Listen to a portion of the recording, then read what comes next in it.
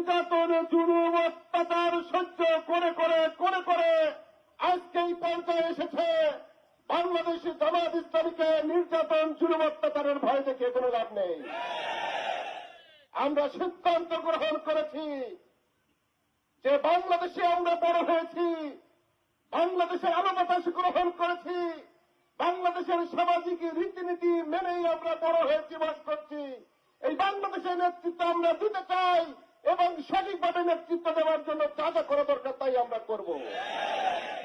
অতএব আমরা কারো সঙ্গে সংঘাত চাই না, কারো সঙ্গে বৈরিতা চাই না, কারো সঙ্গে শত্রুতা চাই না। সহ অবস্থান বজায় রেখেই আমরা সাংগঠনিক কার্যক্রম পরিচালনা করতে চাই।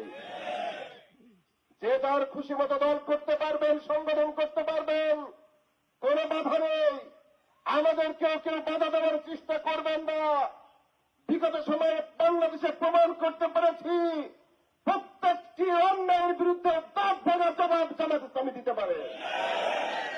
আমরা শক্ত ভাষা ব্যবহার করতে চাই না। আমাদেরকে শক্ত হওয়ার জন্য সামনে ঠেলে দিবেন না। সবাইকে বন্ধু বানিয়ে আমরা বাংলাদেশ বিনির্মাণ করতে চাই।